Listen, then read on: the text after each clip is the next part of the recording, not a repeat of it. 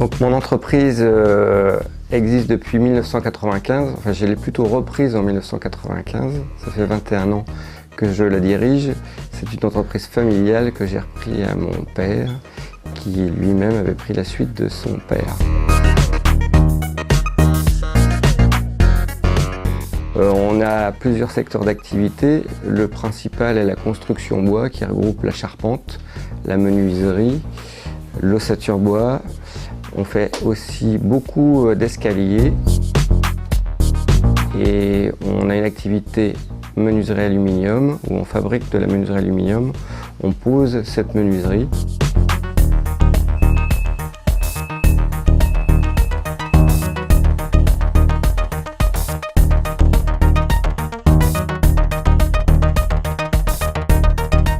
On a une activité miroiterie. On transforme et on vend du verre, tout type de verre. On a environ 120 salariés, une dizaine d'apprentis et on a toujours des stagiaires. Je n'ai pas le nombre exact, mais il y a toujours 2 ou 3 stagiaires en permanence dans l'entreprise. L'âge moyen est de 30-35 ans. Il y a des jeunes qui ont 17 ans et d'autres qui sont partis en retraite ou qui ne vont pas tarder.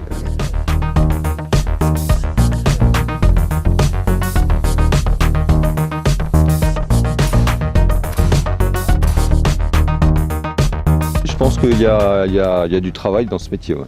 Ouais, tout à fait, ouais. Surtout que c'est plutôt un métier en développement, tout ce qui est ossature bois, donc pour moi, oui, il y a du travail dans ce métier. Si vous avez un CAP, vous pouvez travailler en charpente. Moi-même, j'ai pas de CAP.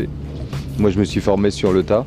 J'en ai quelques exemples dans mon atelier. On peut travailler en charpente sans être charpentier, parce que nous, on fait principalement de l'ossature. Après, moi, je me sens pas capable de monter sur une toiture, assembler une charpente, parce que j'ai pas eu la formation charpentier, justement.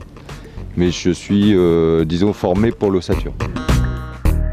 Alors, opportunité, en premier lieu, ça va être celui qui va être en cours, c'est déjà de continuer ses études. Ça lui ouvrira beaucoup plus de panels. Il faut savoir qu'une grille de salaire en charpente est surtout fixée par rapport à vos diplômes. Donc vous avez un CAP, vous êtes sur une certaine grille, un BP, ainsi de suite. Donc ça, c'est quand même intéressant aussi de le savoir. C'est pour ça qu'on propose un petit peu aux jeunes d'aller un petit peu plus loin dans les études.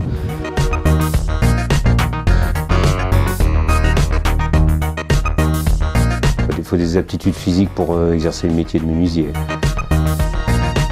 Pour moi, c'est le meilleur moyen d'apprendre un métier, l'alternance. Parce que on découvre comment fonctionne une entreprise. Parce que souvent, quand on est à l'école, quand on fait que l'école, on n'a pas forcément les rapports entreprise, on ne voit pas forcément comment ça fonctionne. J'ai fait une formation de 2 ans, j'ai obtenu un CAP et moi je suis arrivé en ouvrier niveau 2. Maintenant je suis arrivé niveau 4, je suis maître ouvrier, je fais de la formation. Je fais de la formation d'apprenti. Et voilà, tout en ayant conservé juste mon CAP, ça m'a pas bloqué, ça m'a permis d'évoluer. Maintenant, je suis au-dessus d'un niveau bac pro. Pourtant, j'ai pas le diplôme, mais j'ai quand même le statut. Il y a de l'opportunité d'embauche dans notre métier. Dans tout ce qui touche métier bâtiment, en général, il y a de la demande. C'est un métier qui ouvre tout un tas de perspectives. J'ai pas fait de formation particulière, en fait j'ai un CAP de charpentier, un BP de charpentier également. Et après ça a été des formations en interne avec des collègues qui m'ont formé directement sur les logiciels, sur les méthodes de travail de la société. Ce qui me plaît le plus dans mon métier, c'est le contact avec les clients, de monter le projet avec eux, d'optimiser, par exemple sur une maison de bois, d'optimiser la construction pour trouver des économies si on ne rentre pas dans le budget, de leur proposer des solutions, et c'est le contact humain.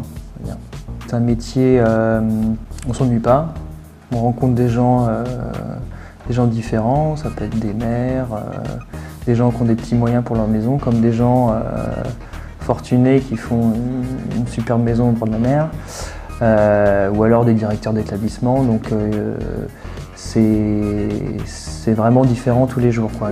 Aucun dossier se ressemble et aucun client ne se ressemble, donc on s'ennuie jamais. Les principaux critères de recrutement, c'est d'être en adéquation avec le profil qu'on a déterminé au départ et de s'intégrer facilement dans une équipe peut-être.